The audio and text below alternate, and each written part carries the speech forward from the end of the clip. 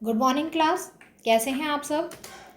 देखिए बच्चों, आज से आपकी ऑनलाइन कक्षाएं प्रारंभ हो रही हैं, जिसमें मैं आपको सबसे पहले जो पढ़ाने वाली हूँ विशेषण।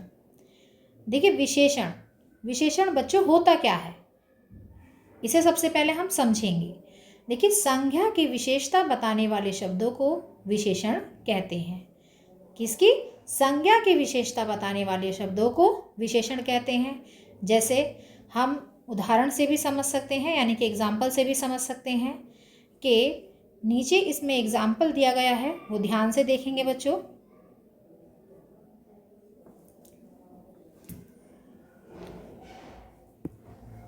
देखिए, मीना के पास लाल फूल है।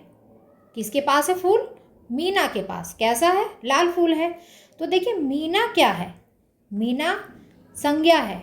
जैसे कि हमने आपको पढ़ाया था, जब संज्ञा का चैप्टर पढ़ाया था तो आपको बताया भी था कि किसी का नाम, स्थान का नाम या भाव आदि के नाम को संज्ञा कहते हैं। तो इसमें नाम आ गया और नाम है संज्ञा। और किसके पास है? मीना के पास है। क्या है? लाल फूल। तो लाल क्या है? हमारा विशेषण।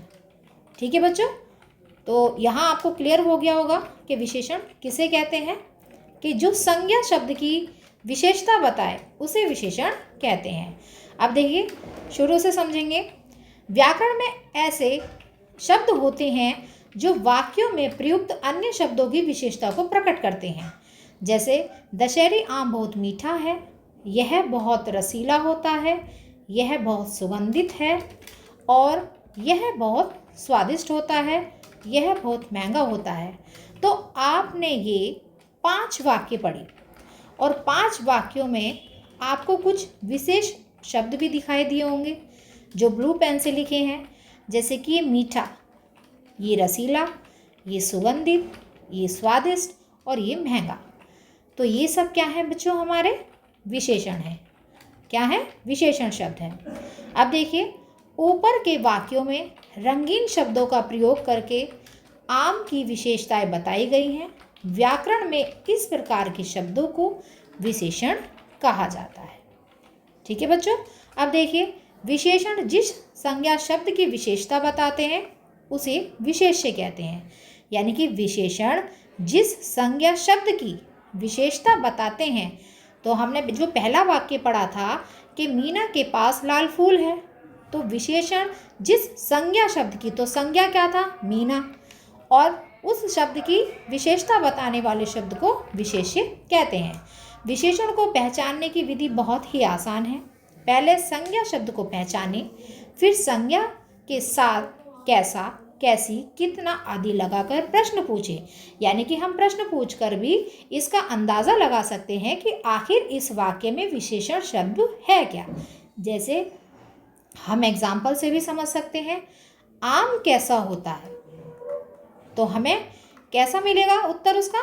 जो उत्तर मिलेगा वह विशेषण होगा। जैसे स्वादिष्ट होता है, तो ये स्वादिष्ट क्या है? हमारा विशेषण। अब देखिए बच्चों, विशेषण के भेद। विशेषण के 4 भेद होते हैं। कितने भेद होते हैं? 4 भेद। इसमें सबसे पहला है हमारा गुणवाचक विशेषण, सेकंड नंबर पे आता है हमारा परिमाणवाचक विशेषण, तीसरे नंबर पर आता है हमारा संख्यावाचक विशेषण, और चौथे नंबर पर आता है हमारा संकेतवाचक विशेषण। तो सबसे पहले बच्चों हम पढ़ेंगे गुणवाचक विशेषण के बारे में। देखिए, सबसे पहले ये आ गया गुणवाचक विशेषण। गुणवाचक विशेषण अपने विशेष्य के गुण, अवगुण, आकार, रंग आदि की विशेषता बताते हैं। जैसे आकाश में विशाल पक्षी मंडरा रहे हैं, तो आकाश में कैसे पक्षी मंडरा रहे हैं? विशाल। तो पक्षी का गुण क्या है? कि वो विशाल है, वो बहुत बड़े हैं। तो ये हो गया हमारा गुणवाचक विशेषण। अब सेकंड नंबर पे हम पढ़ेंगे वाक्य, यह कमरा बहुत छोटा है। तो उस कमरे का गुण क्या है? उस कमरे का गुण ये है कि वो आकार में छोटा है। अब देखिए, तीसरा तो हमने आपको पहले ही समझा दिया था, लेकिन एक बार और रिपीट कर रहे हैं कि मीना के पास लाल फूल है। अब देखिए मीना के पास कैसे फूल हैं, लाल फूल है, तो फूल का गुण क्या है कि वो लाल है। अब देखिए अगला, मेहनती व्यक्ति ही सफल होते हैं, तो कौन से व्यक्ति सफल होते हैं, मेहनती व्यक्ति। तो व्यक्ति की विशेषता मतलब एक तरह से इसमें बताया गया है कि जो व्यक्ति मेहनत करता है वही सफल होता है, यानी कि मेहनत क्या है, एक तरह से व्यक्ति का गुण है। ठीक है बच्चों, सेकंड नंबर पे आता है हमारा परिमाणवाचक विशेषण। अब इसे समझेंगे। किसी वस्तु की माप, तोल संबंधी परिमाण को बताने वाले विशेषण परिमाणवाचक विशेषण कहलाते हैं। जैसे देखिए सबसे पहले हम अगर परिभाषा इसकी समझ लेंगे, इसके वाक्य को समझ लेंगे अच्छी तरह से, तो सभी चीज़ें हमारी वहीं क्लियर हो जाती है। तो देखिए यहाँ पर एक लाइन दी गई है, किसी वस्तु के माप तोल संबंधी, या तो माप है या फिर तोल में हो वो चीज़, या तो नापी गई हो, एक तरह से मापी गई हो, या फिर उसे तोला गया हो, तो उससे हमें पता लग जाता है कि ये हमारा परिमाणवाचक विशेषण है। जैसे स्कूटर में 4 लीटर पेट्रोल डालो, तो यहाँ पर बात आ गई 4 लीटर पेट्रोल की, तो ये क्या है, एक तरह से ये मापा गया है कि 4 लीटर पेट्रोल है। और यहाँ पर सेकंड में देखेंगे वाक्य में, कप में थोड़ी सी चाय बची है। देखिए ये ज़्यादातर आपको तब समझ में आएगा जब मैं आपको इसके 2 और प्रकार बताऊंगी, तब आप अच्छे से पहचान सकेंगे कि ये आखिर बात किस चीज़ की हो रही है। तो देखिए परिमाणवाचक विशेषण जो होता है वो हमारा 2 प्रकार का होता है। सबसे पहला होता है निश्चित परिमाणवाचक विशेषण। निश्चित में क्या होता है, निश्चित में हमें एक संख्या दी जाती है, उस संख्या से हमें पता चल जाता है कि ये हमारा निश्चित परिमाणवाचक विशेषण है। जैसे हमने यहाँ पर देखा एक वाक्य कि 1 किलो चावल, 2 बीघा ज़मीन, 20 क्विंटल अनाज। तो यहाँ पर हमने पहले देखा भाई यहाँ भी एक संख्या है कि 1 किलो, यहाँ भी एक संख्या है 2 बीघा, और यहाँ भी एक संख्या है 20 क्विंटल। ठीक है, तो ये एक निश्चित हो गया, ये निश्चित है कि भाई इतना चावल है, इतनी ज़मीन है और इतना अनाज है। ठीक है, और सेकंड है इसका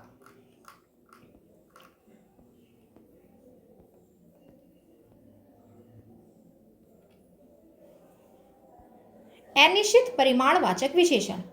देखिए इसमें क्या होता है, निश्चित में तो हमें पता चल गया कि हमें संख्या दी गई है, इसमें कुछ भी संख्या नहीं दी जाती, बस इसमें ऐसे शब्द आपको देखने के लिए मिलेंगे जो आप अपनी स्क्रीन पर देख रहे हैं। जैसे थोड़ा सा आटा, कुछ मिठाई, इतना काम, ज़्यादा मेहनत। तो यहाँ पर कोई संख्या नहीं है। आपने एक चीज़ नोटिस की होगी कि यहाँ पर कोई संख्या नहीं है, लेकिन निश्चित में थी।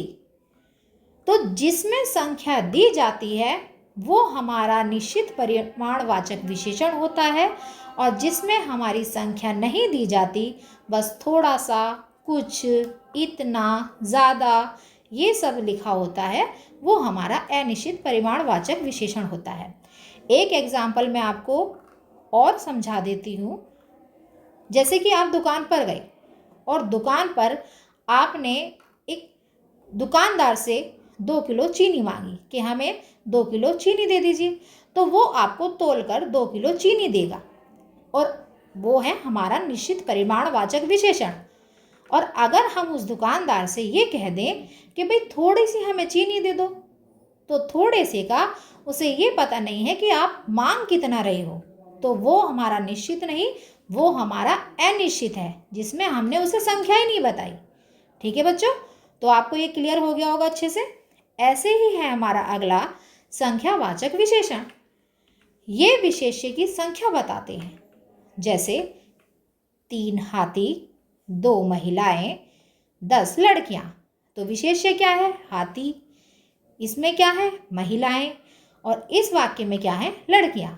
और इसकी विशेषता बता रहे हैं ये 3, 2 और 10 संख्या वाले शब्द।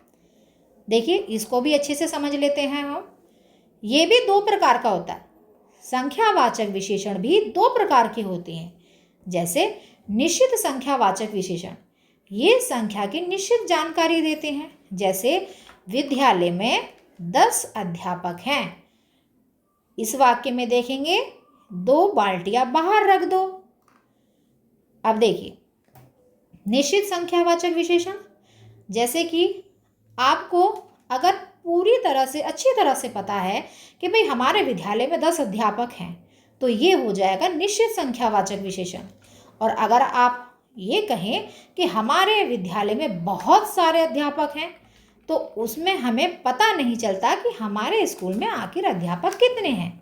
तो जिसमें संख्या दी गई है वो है हमारा निश्चित संख्यावाचक विशेषण, और जिसमें संख्या नहीं दी गई वो है हमारा अनिश्चित संख्यावाचक विशेषण।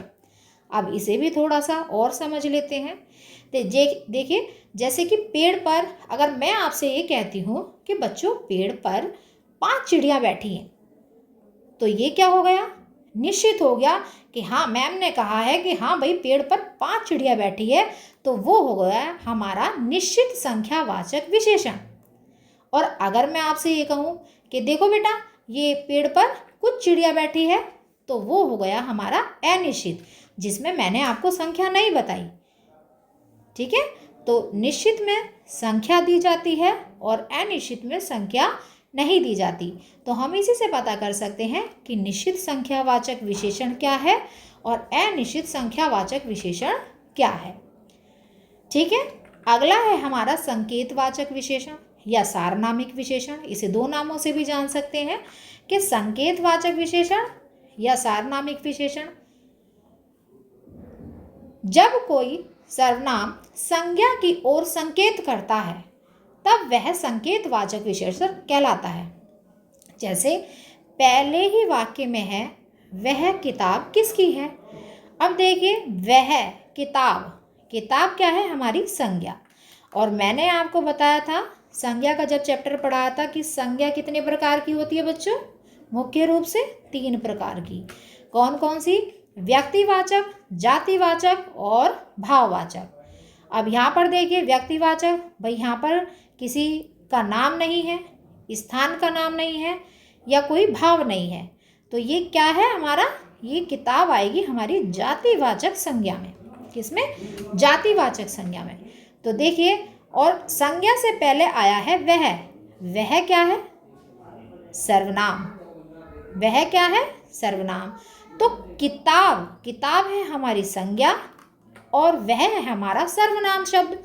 तो संज्ञा शब्द से जो पहले सर्वनाम शब्द लग जाते हैं तो वो हमारे सार्वनामिक विशेषण कहलाते हैं। क्लियर हुआ बच्चों।